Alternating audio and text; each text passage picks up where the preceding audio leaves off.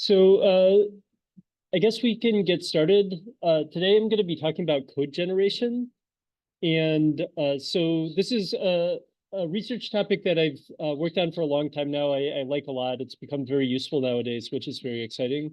So I'd like to talk about kind of some of the basics and frontiers that we're working on right now in this general area. There we go.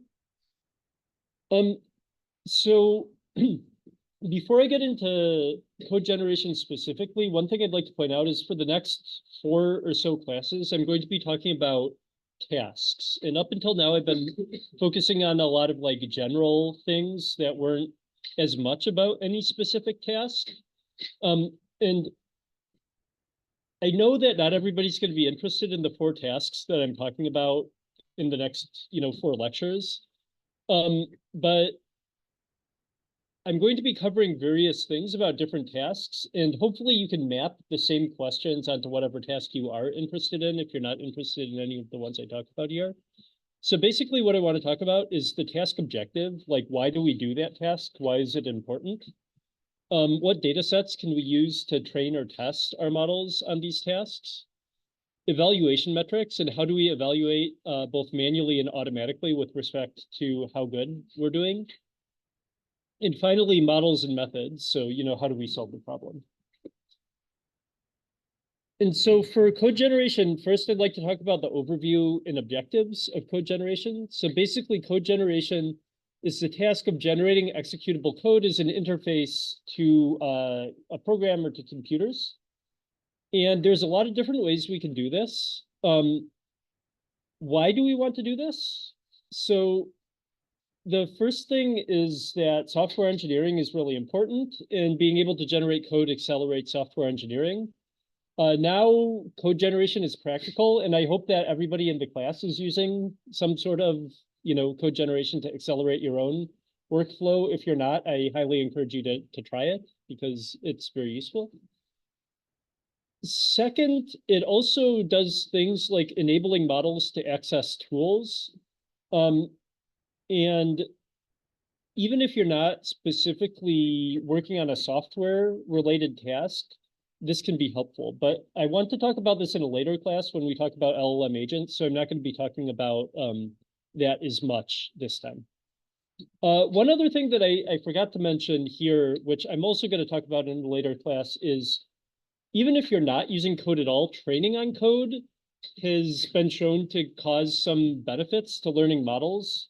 Specifically with respect to learning like difficult multi-step reasoning tasks. And so that's another reason why you might want to worry about code. So I'm going to mainly talk about the first one this time and leave the other 2 for future lectures.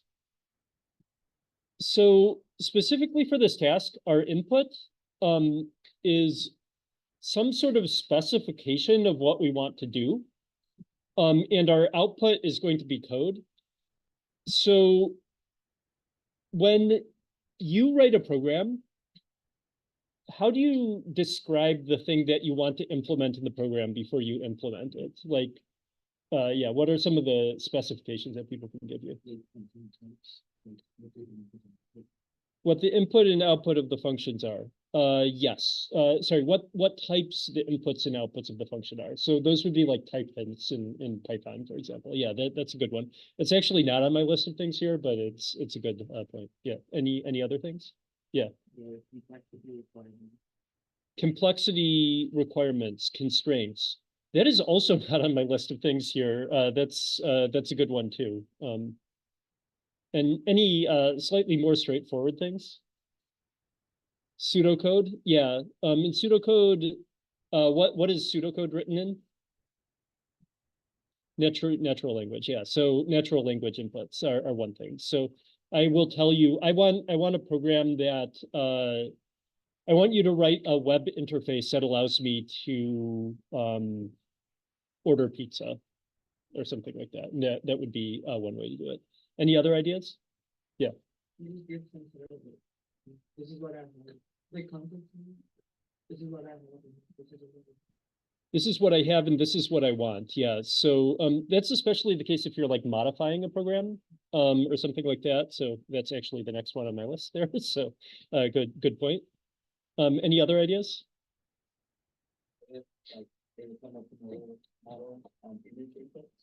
Yeah, or a multimodal person. You know, I might say, I want a pizza ordering app, and up here it should have your like username, so you can click through the settings, and like over here you should have the menu, and over here you should have your checkout cart or something like that. You know, it's something you do for a human programmer as well.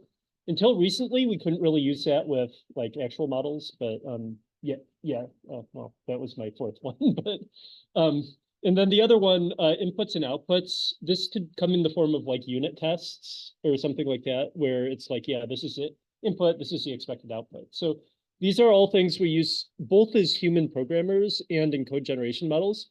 I really like the two other points though, because type hints are actually something that you like writing with type hints is actually something that you can do with code generation models. And constraints such as like it should meet certain speed requirements, or it should you know, use certain libraries or something like that are also constraints that you could add. I didn't put that on the slide here. That might come in the natural language description, but it could be something separate. And then, you know, the output is whatever code you want to generate. So how many people are using like GitHub Copilot? Like what percentage? Maybe about half. Okay. How many people are using another like assisted coding tool other than GitHub Copilot? Yeah. What? GPT-4. GPT-4 is it could be an assisted coding tool. I'm talking more like something that's actually in your IDE or something. Yeah. Anybody else? Does anyone use Cursor? No? Yeah. Cursor, yeah. Okay. So yeah.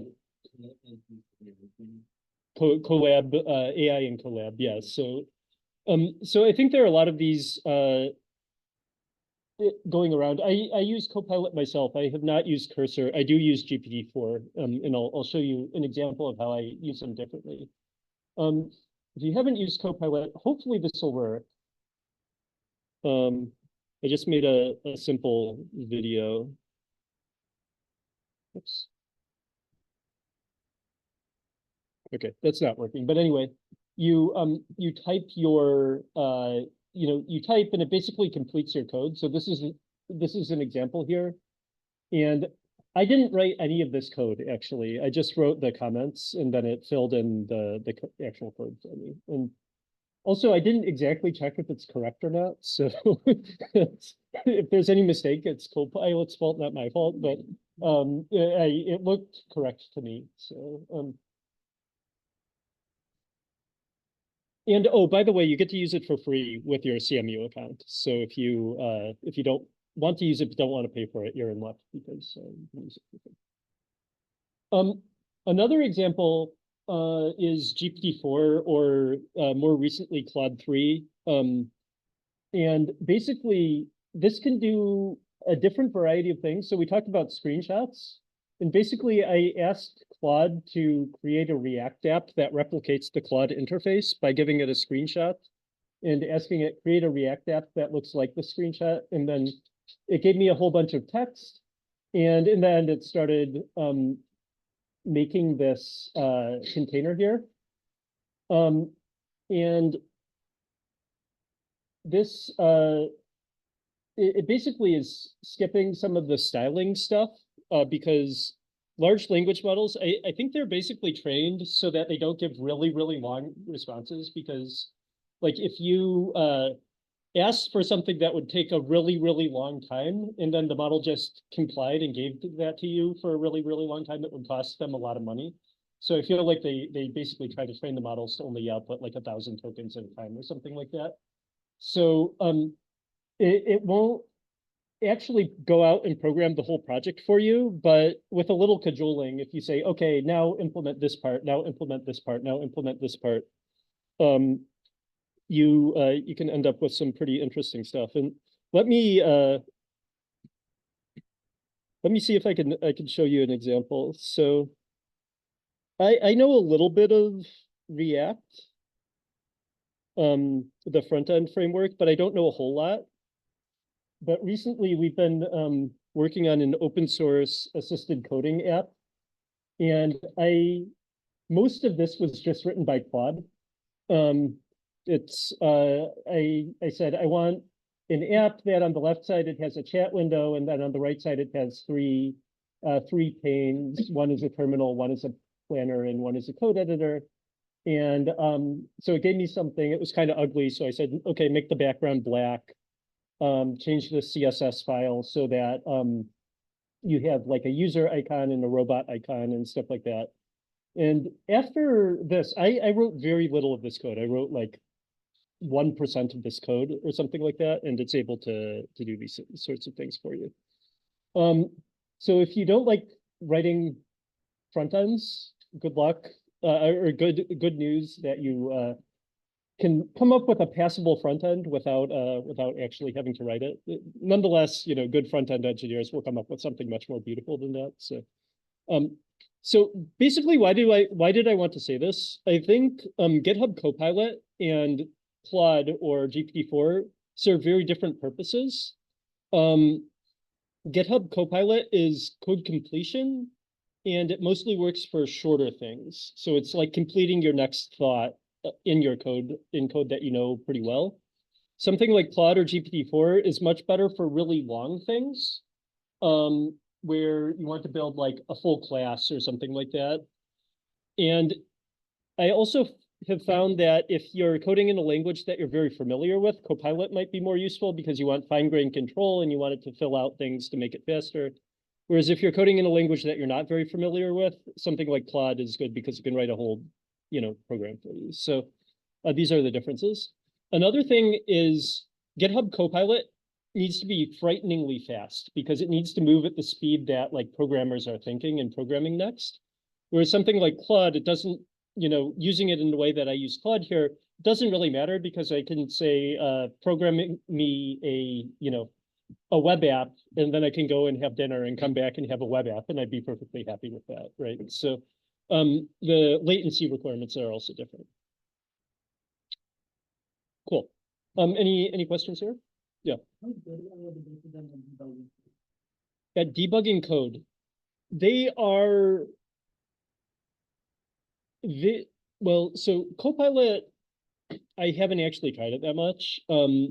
If I wanted to debug code, I'd probably use something like Claude or GPT-4, just because actually I'll mention this in a second, but Copilot's a much smaller model because it needs to be very fast, or what they're using in Copilot is a smaller model because it needs to be very fast. So I would probably use a bigger model for anything that required like good understanding. I think it's passable at debugging code, but it won't find the really difficult things, and it probably won't find things that require spanning across multiple files. But I'm not 100% sure about that. Like, I think it's worth testing.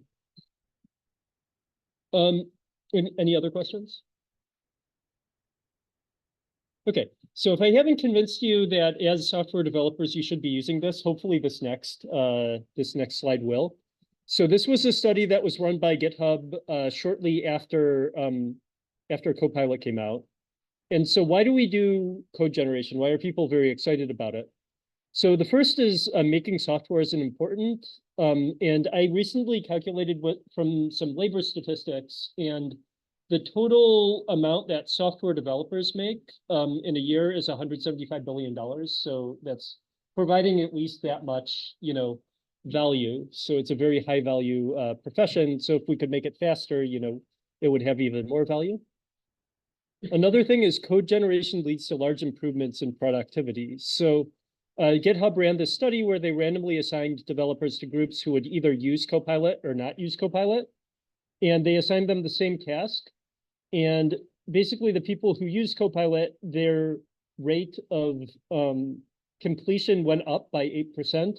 And they finished in about 40% of the time of the people who didn't use it.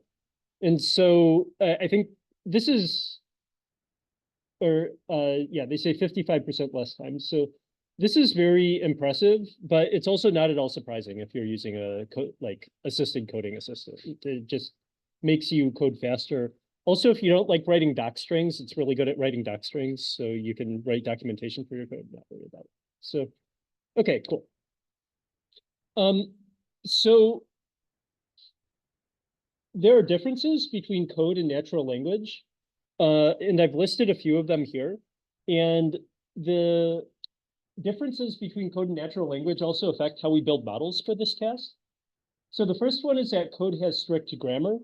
If you make a small mistake in your code grammar, usually it will just break and your program won't work. So you need to be very careful, as opposed to natural language grammar where you can make small mistakes and it doesn't make a difference.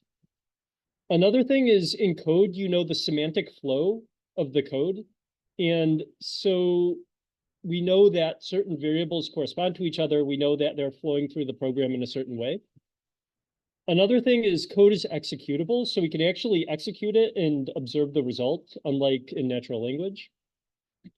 And another important thing is code is created incrementally. So code is not, unlike text. Text is also created incrementally, but it's not, usually you write it once, you might revise it a little bit, and then you're done, and you don't need to touch it again. But in code, you touch it over and over and over again as you develop a software project. So if we look at code generation, I would like to talk a little bit about subtasks and datasets next. So the most famous dataset for code generation nowadays is something called HumanEval. This is a very nice dataset for a number of reasons. I think it is used too much, nonetheless, and I think there are better datasets that we maybe should be using more. But basically, HumanEval is it has examples of usage of the Python standard library where some are easier, some are harder. And just to give some examples, we're saying, given a non-empty list of integers, return the sum of all the odd elements that are in even positions. So it's kind of like a LeetCode style, program, but maybe one of the easier ones. And then in order to solve that, you find all of the elements in even positions, and then you only return them if the value itself is odd. So like you can do that in a one-liner, but you need to think about it a little bit. And then you have more returns encoded, takes an input string. Yeah, actually, sorry, this is from the paper. I didn't read it before I copy pasted it in here, but yeah, that's a decoding one. And one thing about this that's important to know is it only has 164 examples, so it's actually a relatively small number of examples. It's also just the Python standard library, so it's not testing usage of any other libraries. So these two things together make it not the most realistic, examination of your programming skills, just like LeetCode is not the most realistic examination of your programming skills. But, I don't know, companies use it anyway, so maybe HumanEval is reasonable. But so then we go into the inputs and outputs. The inputs and outputs usually include a doc string, some input and output examples, and then they have tests to verify the accuracy of your outputs. So the metric that's used to evaluate these systems is something called Passet K. And the basic idea is if we generate K examples, will at least one of them pass the unit tests? And the idea here is that if we have models, we might want to generate there's a couple reasons why we would care about this. Passet 1 is kind of obvious because we generate one and then we measure how likely it is to pass unit tests. But Passet 5, why would we care about Passet 5? Well, number one, maybe you could show 5 programs to a person and they could choose the one that they like the best. Or maybe you could have write unit tests in advance and then generate 5 programs, check which one passed the unit tests, and then use the ones only that pass the unit tests or something like that. So there's also some interest in whether you could generate, multiple examples and then pick a good one. There's a little bit of nuance in how this is actually calculated. So basically, if you generate only K, like if you sample only one example, there's a lot of variance in whether you get it right or not. So what they actually do is they generate like 10 outputs or 200 outputs, and then they calculate the expected number of those the expected number of cases where that would pass by just doing a little bit of like math, calculating the number of combinations where one passes or one doesn't. And here, N is the total number you generate, C is the number of correct answers, and K is your passive K value. Cool. So any questions about these? You'll see a bunch of people evaluating on this HumanEval with passive K, including all of the new LLMs that come out. It's a very standard benchmark. Yeah.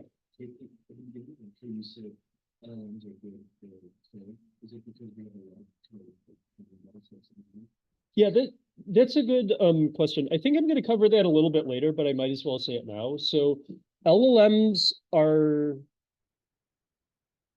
good at code because they intentionally include a lot of code training data in LLM training. And the reason for that is twofold. The first one is that code generation is a huge application of LLMs right now. And like, if you had an LLM that couldn't do code generation, it'd be kind of embarrassing. So everybody includes this. Number two, code has been shown to improve kind of the reasoning abilities of LLMs. And because of that, people include code for that purpose. So yeah. It's not that LLMs are inherently good at code or anything. It's that they have lots of code training data. And I'll explain exactly how they construct this data. And actually, if you remember last time, I talked about the pile, which was, or not last time, but when I talked about the tour of large language models, I talked about the pile, and the pile is almost half code, for example. Cool. Any other questions? Okay. So another, a first improvement, or at least change that we can make to HumanEval is going to broader domains and covering a broader variety of libraries. And this is a data set that we created actually a long time ago, but we recently added execution-based evaluation to it. It's called CodeLlama, and the execution-based evaluation one is called Codex. And basically what we did here is we scraped data from Stack Overflow, including inputs and output solutions. And then based on this scraped data, we did some manual curation to turn these into like actual questions and answers about how you could solve programming problems. And because this is scraped from Stack Overflow, there's no restriction that this is from the Python standard library, which also means that it can cover a very wide variety of libraries. And it's approximately according to the popularity of the libraries because we took popular posts. So that's a good thing. It is a reasonable way to come up with a realistic distribution of libraries that you should be looking at. Codex adds execution-based evaluation. Previously, what we had was we only had this snippet that was able to solve the problem as opposed to being able to execute unit tests. And just to show how this has a broader variety of libraries, on the top, we have the distribution of Codex's libraries, and we can see about half of them use libraries. And this includes a variety of things, including pandas, NumPy, regex, OS collections. All of these should be libraries that look familiar to you. In contrast, if we look at HumanEval, HumanEval is right here. So you can see almost all of the questions require no libraries, and all of the other ones require libraries that were included in the Python standard libraries. So in reality, this is probably more what your programming queries are going to look like. They're not going to look like LeetCode. They're going to look like using APIs. So originally, when we did CodeLlama, we didn't use execution-based evaluation because creating unit tests for lots of Stack Overflow posts is hard. Specifically, there's two issues. The first one is that it requires that code be easily executable. Now think about how you would do that for matplotlib, for example. How would you create a unit test to test whether matplotlib successfully created a bar chart for something? It's kind of tough, right? You would have to get the image and you'd have to confirm that the image was a bar chart and other things like that. Even worse, what if it was kind of like a server framework, like a Django? How would you confirm that a Django, server is working appropriately? And that's kind of tricky. So actually coming up with realistic unit tests for real programs can be difficult. Another problem with execution-based evaluation is it ignores stylistic considerations. So I could write very spaghetti code, and as long as it executed properly, it would still be judged as correct. And sometimes that's actually an issue. So usually it's not a problem because language models write reasonably good code, but sometimes you want to match the style or other things like that. So some alternatives are BLUE score, which we've talked about before. It's basically calculating the n-gram overlap between a gold standard human implementation and the system output. And there's also specifically adapted methods for evaluating code. And so there's a method called CodeBlue. And basically the way CodeBlue works is it also considers the syntax and semantic flow of the code. So it measures overlap between strings in the original code, but it also considers overlap between the syntax trees of the code and whether these like semantic information flow graphs look similar. So all of these things work together to calculate the CodeBlue score.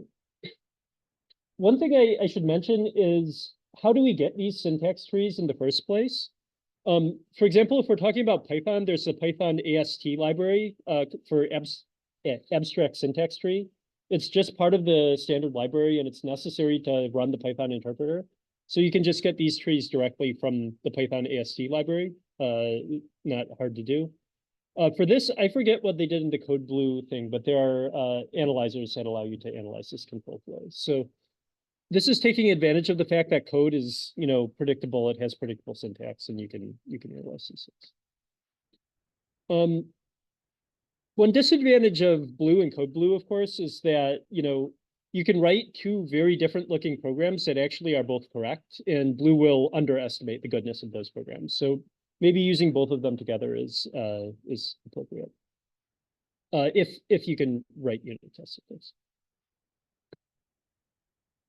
Another one, which I'll just cover very briefly, we talked about BERT score before when I was talking about evaluation of generated text, and there's also CodeBERT score, which we created here at CMU, and it's basically an embedding-based metric to compare code.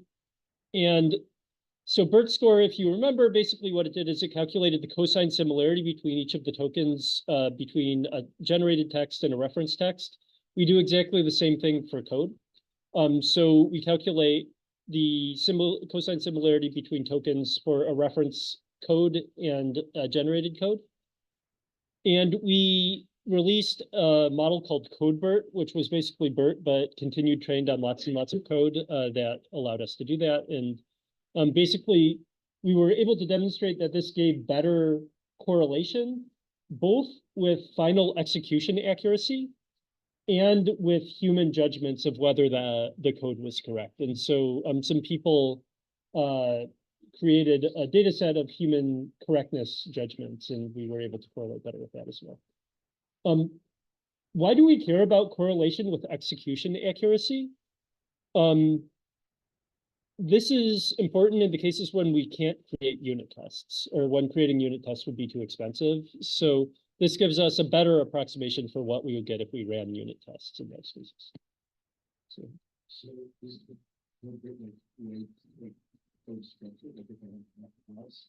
What if I have like different variables?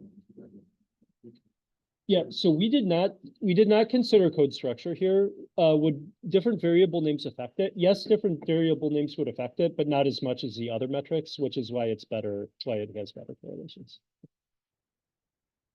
And like, for example, CodeBert, I imagine probably gives very similar representations to I and J, just because they're both used in iterators all the time. Whereas a normal BERT model would give very different representations to I and J, right? Because I is like a personal pronoun and J is not. So that's the reason why continued training would help. Cool. Any other things? Okay. So another place where code generation can be useful, we have the example of Colab, is in Colab notebooks. And this, or in data science notebooks. This paper was by Google, so this might actually even be used in the Colab thing, because Colab is a Google thing. But data science notebooks allow for incremental implementation. I'm sure a lot of people here, or almost everybody here, uses them. And another interesting thing is they allow for evaluation of code generation in context, or incremental code generation. And so you start out with like a notebook, and then you have a natural language command, and then you generate the output, a natural language command, you generate the output, et cetera, et cetera. So this is an actual example from this data set. So this paper is very nice. It has a lot of, it's a nice data set. One other thing that was really interesting from this paper is it demonstrated the problem of data leakage in evaluating models. And this is a relatively large problem. I don't know if we have a silver bullet solution for this, but it's an important thing to be aware of, not just for code generation, but these are examples from code generation. So here in the arcade data set, they basically both evaluated existing notebooks, and they evaluated notebooks that existing notebooks that they got from the web, and they evaluated notebooks that they actually created themselves. And there's a very, very stark difference between the notebooks that were created on the web and the notebooks that they evaluated themselves. So like most of the code generation models, except for Palm, which was the best model when they created this data set, did really poorly, or did really well on the existing data and quite poorly on the new data, which is probably an indication of the fact that, this is to some extent leaked into the training data of the language models. There was also a very recent paper, actually, I think this might be 2024. There was a very recent paper that did a similar thing, where they evaluated on HumanEval and then their live code bench. In live code bench, basically what they did is they tried to pick problems from LeetCode and other websites that were more recent versus less recent. And they have some really nice graphs in their paper where they demonstrate that the less recent ones before the training cutoff have like a high accuracy, and then suddenly it drops right at the training cutoff of the models. So this is something to be aware of. And what this figure is showing here is this figure is showing on the x-axis pass-it-1 on the live code bench easy, and then pass-it-1 on HumanEval. So we see this nice correlation between essentially like passing on live code bench easy and passing on HumanEval. Then we have this group of models that are kind of like up here. And these are ones where basically it's likely that HumanEval leaked into the training data because they're getting better scores on HumanEval than you would expect that they get, just looking at their, performance on another data set. And there's also a nice like analogous one for math reasoning problems like this. So this is definitely something to be aware of if you're looking only at like very standard benchmarks that people are training in. Cool. Any questions about this? Okay. Another data set that I really like the concept of, and recently it's gotten a little bit of buzz because it was used in an evaluation of a new coding assistant called Devin. But this is something called SWE-bench, and it's issues from GitHub and code bases is the input, and you want to generate a pull request to basically solve these issues. And so your input is like data leak in GPT due to warm start. This is about non-standard, da, da, da, da. Then you have the code base. It generates a PR for you, and then it's run through the unit tests to see if it passes all the unit tests post PR. So it's very similar to, you know, what you would be doing in a well-maintained software project. You open an issue, and then you open a pull request to fix the issue. This requires things like long context understanding, being able to do very precise implementations based on large software projects. And right now, the state of the art on this is at about 14%. So it's definitely not a solved problem at all. In the original paper, the state of the art method was like 6% or something like that. So I imagine that we're not going to get up to 90% anytime soon, because it's probably solving the easier ones, and the harder ones are, you know, far beyond the ability of any language model we have at the moment. But I really like this benchmark. One caveat, if you really like this benchmark, is that it's kind of heavy to run, so you need to be a little bit careful because you need to pull in like full repositories to run on. So yeah, be a little bit careful. Sorry, there's so many like interesting data sets recently in this area that I spent a lot of time on data sets, so I'll try to go a little bit more quickly. But a final one is design to code, and this is also a very recent data set. Basically, the idea is code generation from websites. So your input is a website, and your output is like JavaScript code that implements that website, and or CSS or HTML code that implements the website. So I really like this because, you know, it's a good test bed for multimodal models. And there aren't a whole lot of strong open source multimodal models that can solve this at the moment. So I think it's kind of cool. They also proposed a design to code model that does the best on this data set out of you know, any of the open source models, but it's still far from perfect. And then the question becomes, how do they evaluate this in the first place? And basically the idea is that they do high-level visual similarity. And so they calculate visual embeddings of the generated sites. And then they also do low-level element similarity. So they try to identify all of the elements in the generated web page and make sure that they recall all of the generated elements. So I think this is nice.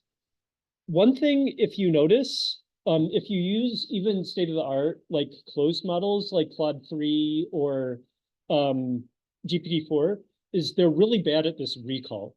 They can generate something that looks like maybe a little bit similar, but it will be missing like the elements, the design will be off, you know, other stuff like that. So I think even in the closed, like strong models, this is not a solved problem.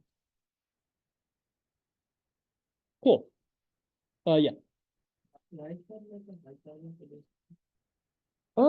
So why is it a hard problem for the models? I don't actually have a really confident answer to that, but I think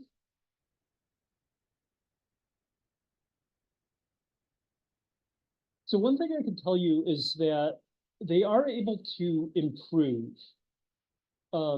So they're able to generate something, and then I say, no, that's bad. Please like make it better. And it's generally better the second time, especially if you give specific things like, oh, but the background on the generated site is white, but actually it should be black. And if you think about like even a skilled human programmer, do you think you could write like website code and then view it once and then it would be correct? I think you probably couldn't, right? And so like we're asking models to do essentially the same thing, except they're like even worse than us and, you know, keeping track of all the visual elements and stuff. So I think it's more like this problem probably just needs iterative refinement. Otherwise it's like asking too much of the model, maybe. I don't know. Cool. Okay. So let's go into methods. And code generation has some unique things. The basic method that you can always use is a code generating LM. And so you feed in previous code or you feed in whatever context you have into the LM and you generate from it. And virtually all serious LMs are trained on code nowadays, like I just mentioned before. One important thing here is when you're generating, if you're generating for something like code generation, I definitely suggest that you modify your temperature settings appropriately and set it to a low temperature. Otherwise, you'll get kind of crazy code, but if you set it to a low temperature, you can get better results. Anyway, one really core capability of CodeLMs, especially ones that you use in your IDE like Copilot, is infilling. And the paper that proposed this is actually by Daniel Fried at LTI here. And basically what you want to do often is you have previous code, you have next code, and you want to just fill in like a line that's missing. Like you want to add an extra, if statement or some sort of modification. And so the way that at least this paper proposed it, and the way that I think most LMs are actually doing this, is they take a standard left to right LM, and what they want to do is they want to infill this code chunk. And so what they do is they put a mask in the place where they want to fill the chunk, which would also be where your cursor is in your IDE right at that point. And then they have mask 0. And then at the end, they put mask 0 again. And then they output the, all of the code that you want to generate there. And so you can just kind of arbitrarily generate these chunks by pulling, masking out chunks, putting in the mask token, and then moving it to the end of the sequence. And then you can just use a standard left to right autoregressive language model to solve this problem. So this is really important if you want to build like a Copilot style thing. And all of the code language models that I talk about at the end of this class use this technique. Another thing is there's lots of available information for learning coding things, or for solving coding tasks. This includes, the current code context, of course. Also the description of the issue that you want to be fixing, like if you're solving a pull request. Repo context from other files, what tabs you have open, so that's also an important thing. And when GitHub Copilot came out, they didn't really tell you the details of how they were doing this, but GitHub Copilot is written in JavaScript, and there was a PhD student, I think from maybe Georgia Tech or something, or master's student, who basically went in and took the JavaScript and like deminified it and like reverse engineered what was actually happening, and wrote a blog about it. And this blog is great. So basically what Copilot was doing, which also kind of gives you a gold standard way of looking at what kind of information is necessary to create a good model, is first they extract information for the prompt given the current document and the cursor position. So they take the current document, where is the cursor and what is before this and what is after this. They identify the relative path of the file and what language it's in. So they identify Python files or JavaScript files or whatever. They find the most recently accessed 20 files in the same language. So like if you've opened 20 tabs, they keep track of which tab you had open. And then the actual prompt that they send over includes text that is before, text that's after, similar files out of the 20 files that you've opened recently, also information from imported files, and metadata about the language and the path. So all of this is sent to the model. And so this is just basically, it's really good prompt engineering, right? They're figuring out a good way to get all of the information that would be useful for getting this model to work into the prompt. So there's much more information in this blog. It's a really nice blog if you want to see about it. But that's the basic overview. Any questions? Okay, cool. Yeah. Is this just what gets sent over to the Copilot server, or does Copilot need all of the actions? This is what gets sent over to the Copilot server, but the way they're sending it makes me guess that like all of this is read. So like they also are considering, I didn't mention it here, but they're considering the token limit and other stuff like that. So that kind of makes me feel like this is actually the prompt. Cool. So Another thing that you can do is retrieval-based code generation. And retrieval-based code generation, basically what it does is it's like RAG for code generation. And this has been around for a while, including our work that I cited here and a few more in 2018. And so one way you can do this is you can retrieve similar code from online and then use it to basically prompt a retrieval augmented language model. This is good if you have a model that's not super good at code in the first place, or it's making mistakes. It's also good if you have a large code base like that's internal and the language model is not trained on it, but you still want to use that code base for code generation. So it's really good if you're working at like a big company, for example, that has a very constant coding style, but hasn't trained its own LM. Also, particularly in code, there's also documentation, which can be retrieved. And so we have new libraries all the time, right? And one frustrating thing when using like ChatGPT or Claude or something like that, when you're writing programs, is that it can use old versions of libraries that are no longer compatible. And so in this paper, which this is one of our papers too, we called it doc prompting. Basically, the idea is that you have your natural language input, and then you look up similar documentation. So you find like Pigment is a general syntax highlighter. So you can find syntax highlighting. You can also look up the lexer, you can look up the HTML formatter, and then all of the things that have similar documentation, then you can append that to the prompt and then have that generate an output. And we demonstrate that this is good both in general, but also it's particularly good when you're dealing with new libraries that haven't been seen before, or libraries that have been updated. So this is another thing that you can do. Cool. Another thing that you can do with code that you can't do easily with natural language is execution feedback. And so this is a paper where basically they do something that's rather simple, but they generate multiple types of code or multiple instances of code. So they basically sample different varieties of code. And I was talking about like tacit K, right, before.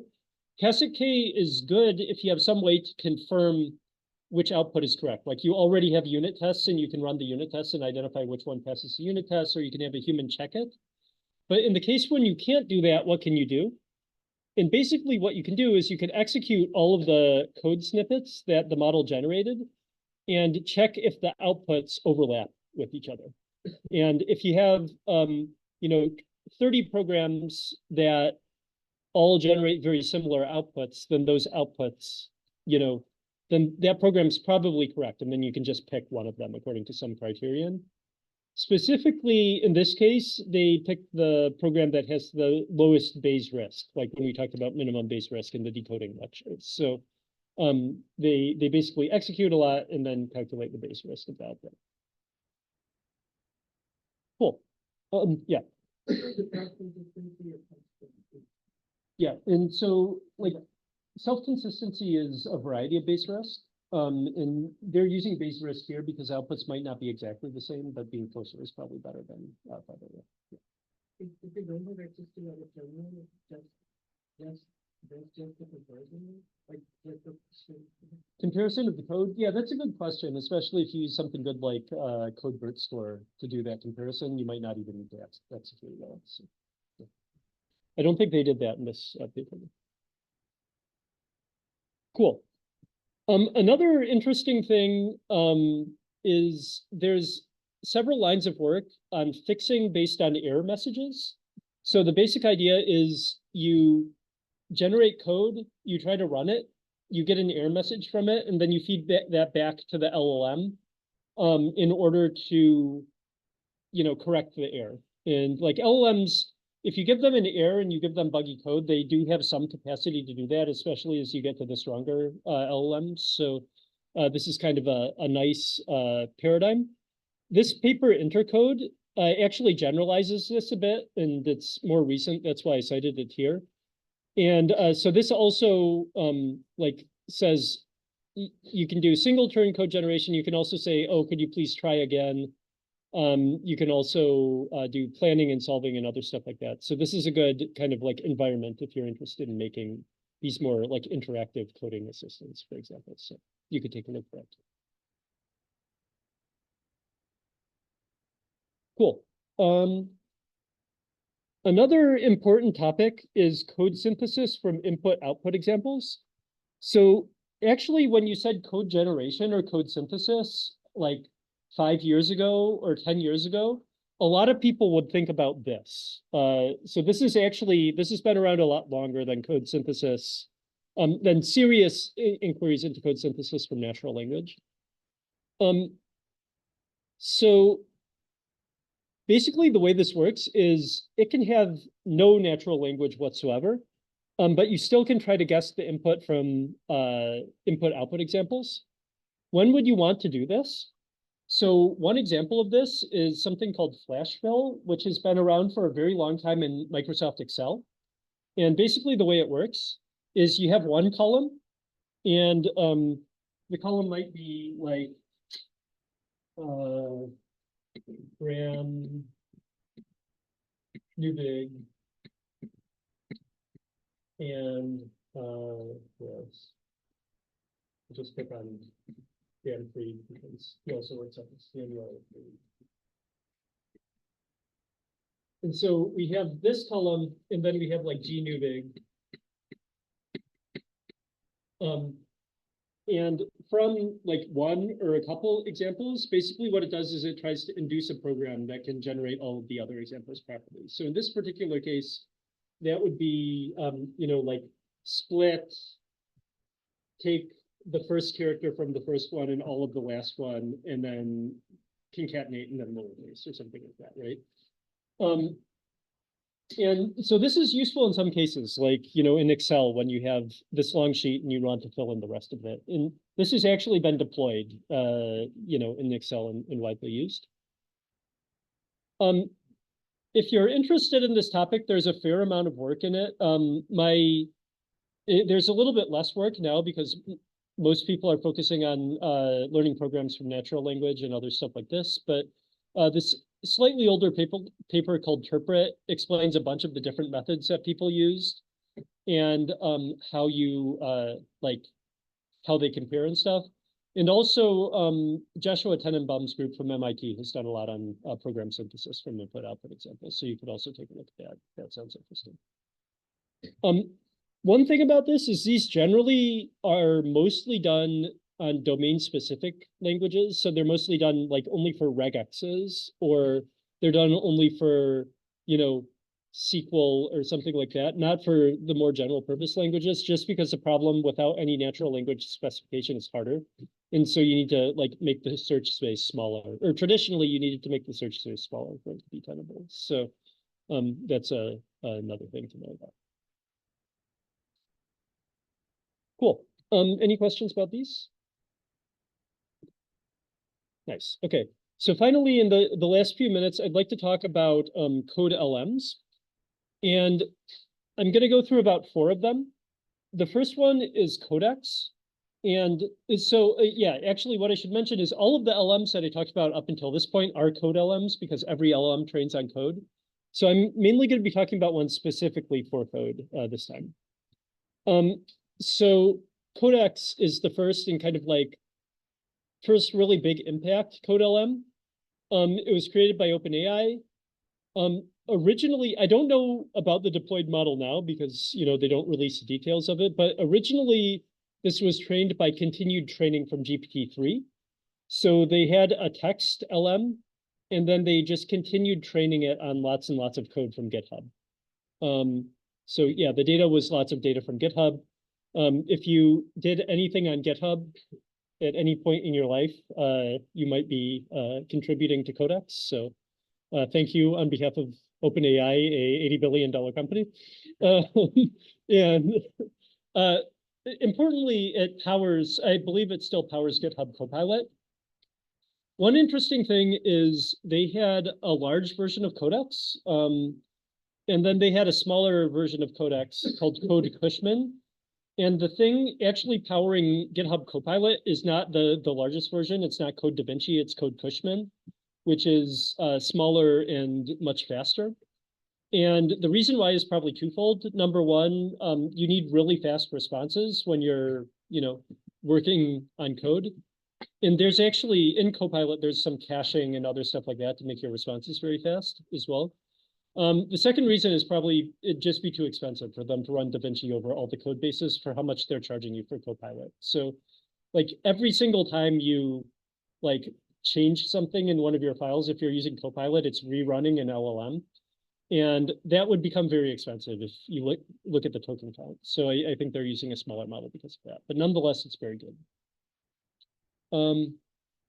Cool. So now I want to get into some more modern models. The first one I want to get into is StarCoder 2. And the reason why I want to talk about this first is because not necessarily that it's like absolutely the best one, although it's very good, but it's one of the models that actually tells us everything about their training data and training process and stuff. So we know everything about them. So the creator of this was the Big Science Project, which was led by Hugging Face and ServiceNow. And includes lots and lots of people from various universities and things. The architecture is mostly Llama style. It has 3B, 7B, and 15B variants.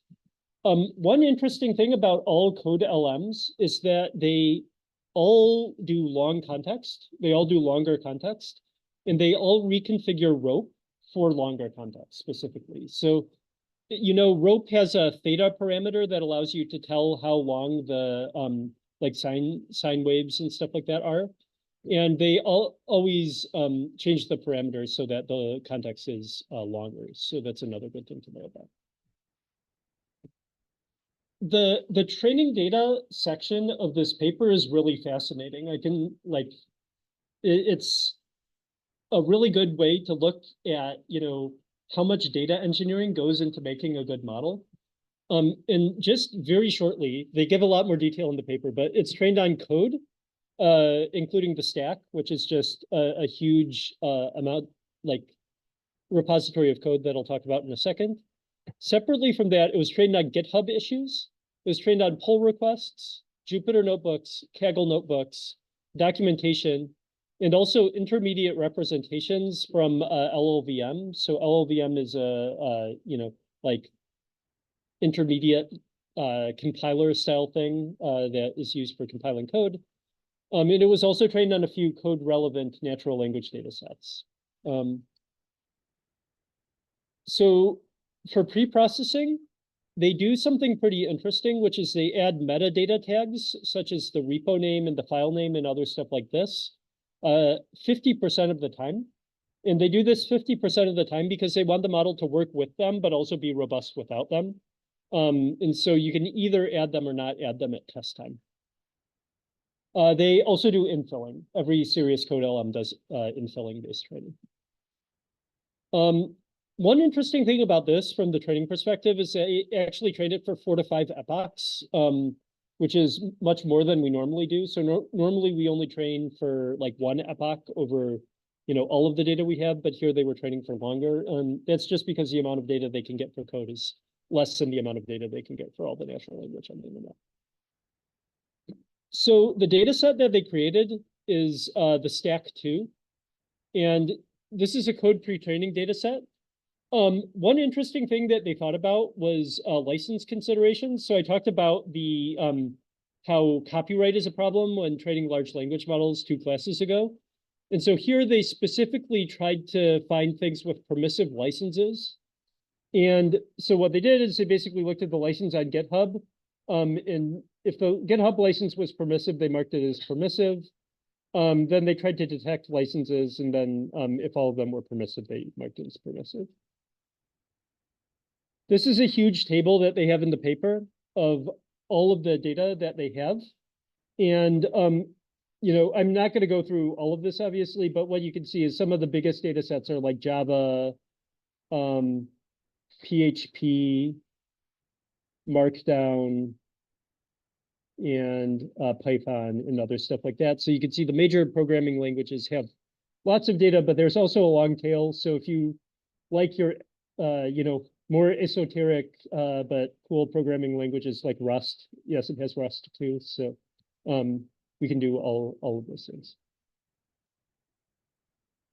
So the next model that I'd like to talk about is CodeLlama. And CodeLlama is another competitive model. It came out a little bit before StarCoder and StarCoder 2 and DeepSeek Coder, which I'm going to talk about. This is created by Meta. And the architecture is the same as Llama 2, basically, and they did continued training from Llama 2. But they trained it on longer input contexts, and they also extended the length of rope. So those are, standard things for code language models. It was trained on deduped code and also synthetically created instruction data. So they created like instruction tuning data specifically for code. And the training was incremental with various data sets. And what I mean by this is they trained on 500 billion, I believe, tokens of code. And then they did long context fine tuning on 20 billion tokens. And then they also did instruction tuning. They also have a Python specific one. And the reason why they have a Python specific one is not because Python is more important necessarily, but because a lot of the benchmarks are in Python, because machine learning people like who are creating benchmarks, they also like Python. So Python is more common in the benchmarks. So they basically wanted to do well on the benchmarks, I think, and created a data set that does well on the benchmarks. But if you are creating Python, you can use the CodeLlama Python, and it's better at Python. So, and then the final one I'd like to talk about is DeepSeek Coder. This is notable because it's a very strong model. It's maybe the strongest model on average over all the code models. They did 87%, the data is not super clear, but they did 87% source code, 10% English, from Markdown and Stack Exchange, and 3% Chinese, because it's from a Chinese company, DeepSeek. And they did standard preproc. But one interesting thing they did is they included library dependencies. So they basically crawled the dependency graph of libraries, pulled out files from the libraries that were referenced, and then used them in training. And so that's particularly useful if you want the model to be able to reference external libraries well. So that's kind of an interesting thing. The architecture is pretty standard. It's Llama-like with 1.3 billion, 6.7 billion, and 33B variants, and it has a reconfigured rope like the others. And they trained on 2 trillion tokens.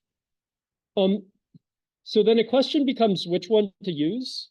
And I created a summary here. All of them have somewhat similar performance. They're compared in the StarCoder 2 paper. So you can go in and look at details at the StarCoder 2 paper.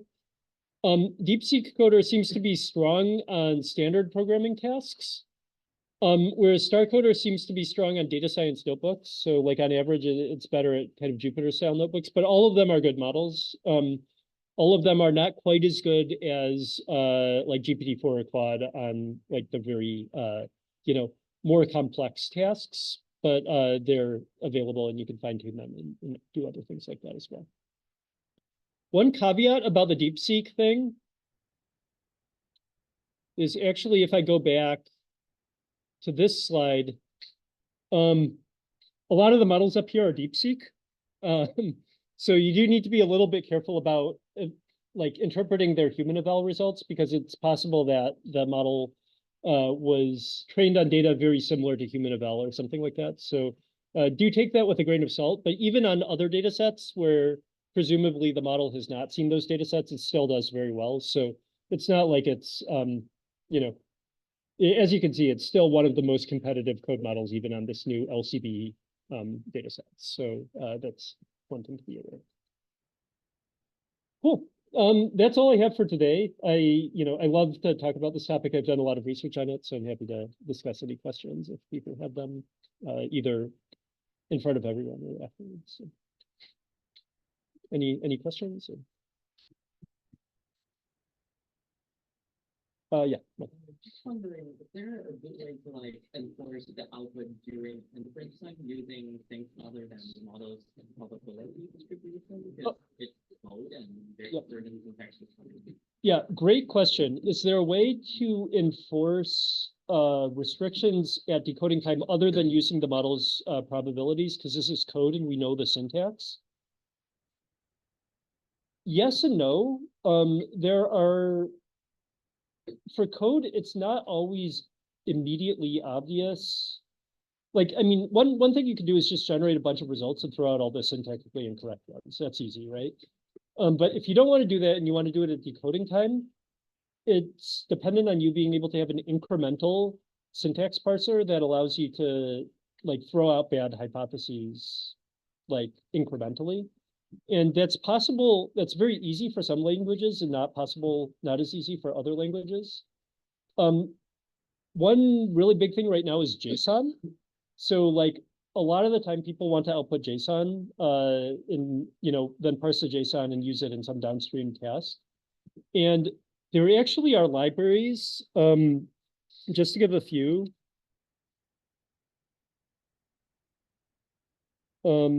Here's one. This library called Outlines is one that basically allows you to incorporate syntactic constraints through like weighted finite state automata and other stuff like this to allow you to throw away anything that doesn't adhere to your grammar. Another popular one, which is nice but a little bit more complicated, is this one, guidance. So if you want to look at like constrained generation of outputs, I would definitely recommend looking at one of these two, either outlines or guidance. And they both give you different ways to add constraints to the output. We did actually talk about outlines a little bit during the like generation class, but we didn't go into a lot of details. So yeah, but I would recommend this. Cool. Any other questions? Okay, if not, I guess we can finish up and I'm happy to talk. We have a little bit of extra time.